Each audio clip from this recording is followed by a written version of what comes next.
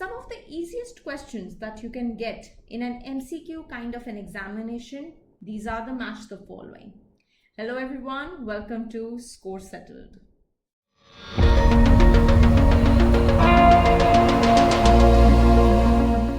Now in today's video, we are going to solve the match the following questions, which are the easiest of all in your UGC NET economics exam, as well as other competitive exams also involving MCQs, and we'll be solving them in no time. Right now, unlike the previous videos, we are not going to go for all the options. Rather, we are going to find the correct answer and move on, just to see that how quickly we can solve them. Right now, these are the game changers. You can improve your rank considerably if you focus on them correctly, indulge into them and devote ample time, or you can go down the ranks. But we are not going to let that happen here. So let's begin.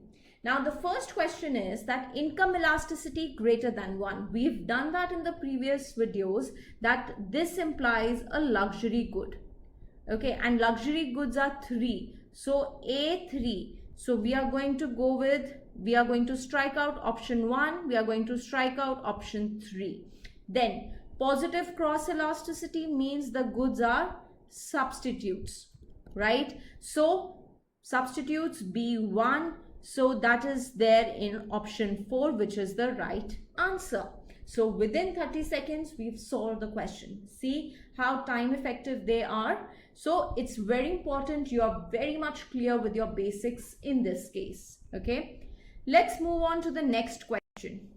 Now, in this case, paradox of thrift, right? We know that it is associated with Keynes, right? So A is with 3. Okay, so A3, we can strike out 1, we can strike out 2.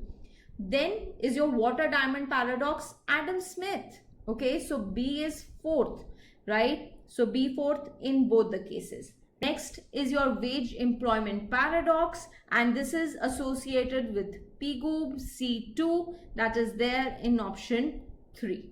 Okay, so just for additional information, we can write it down that paradox of thrift states that those savings are beneficial for the individual, but if we take aggregate into account, if everybody starts saving, then at the macro level your savings are bad.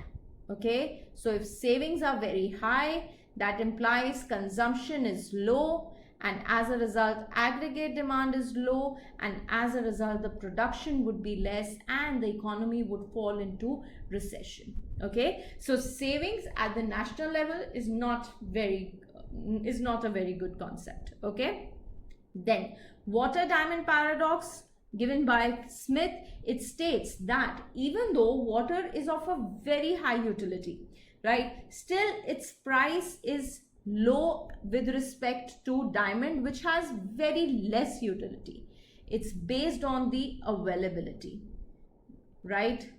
Because water is easily available as compared to diamonds, even though it has a high utility, the price will be less, right? So it is not always, the price is not always, determined by the utility that it is giving. Rather, it is also determined by the availability of it, how easily a good is available. Okay. Now, let's move on to the next question.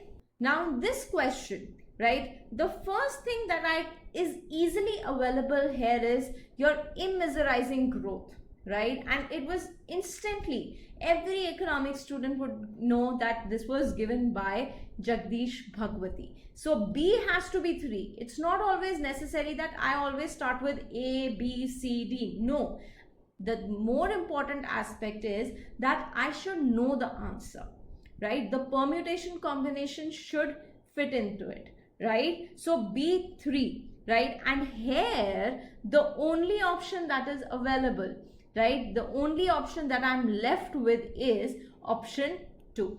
Okay, rest everything gets cancelled. Okay, so second is the right answer in this case. Okay, again, we have solved this in 15 seconds, literally 15 seconds, right? Let's move on to the next question. Now, in this question as well, just like the previous one, I know that impossible trinity was given by Fleming, Mundell Fleming. So C is with respect to 4. I have to look through the options, and again, the second is the only option where C is 4, right? So second is the right answer, right? Similarly, your factor price equalization is also associated with Samuelson. So just to make myself very sure, I can confirm that second is the right answer. And just for additional information, impossible trinity, what does it mean? That your country can choose 2 out of 3 factors. And what are those 3 factors? Number 1 is your fixed exchange rate. Number 2 is your independent monetary policy. And number 3 is your free capital movement. Right? So a country can only choose 2 out of these 3. It is impossible for a country to choose all 3 at once. Not at all, not possible, right? So this is very important, impossible trinity. It's a very common question that comes up in your UGC NET economics exam. Next question. Now in such questions, it is impossible to remember the exact numbers. We should know the trend here. Now, on seeing the items of receipts, I can make a guess that income tax has the maximum share, and which is followed by corporation tax. Okay, so income tax, the maximum out of this is 22%. So even if I have to take a guess, right, so I'll go for A3, right? So striking out 1 and 4, and corporation tax I'll go for next, that is C4, right? C4. So 3 is the right answer here. Okay, so this kind of trend should be very much clear to you. Okay, it is not important that you remember the exact figures, but it is the trend that is important. Moving on to the last question. Now, with respect to monetary policy regime, we know that before the LPG reforms, we were very much focused on government initiatives, the fiscal reforms. So anything before 1991 had a fiscal dominance. Okay, so with this, A can be matched with your 1951 to 1985. Now you may say that we have an option 4 as well. No, this is a mixed period, you know, because it includes pre and post LPG reforms. But fiscal dominance was very much prevalent because we were just out of, you know, the colonial rule, right? So we had a hesitation, right, to involve into the private sector. So that's why the government government imposed very strict rules on its functioning. Okay, so 1951 to 85. So that is with respect to A2. I can strike out 1, I can strike out 4, right? Next is the monetary targeting with feedbacks. Now this is where IMF also came into picture. Okay, so here after, when we were, you know, performing really, bad, right, after in your post 1980s, okay, in the latter half of our 1980s, that's when IMF came into picture, and it started recommending that having a government control is not always beneficial. You have to allow or give some breathing space to the private sector as well, right? Monetary policy is also important. So 1985 to 1998 with respect to monetary targeting with feedbacks. Feedbacks here refers to IMF feedbacks.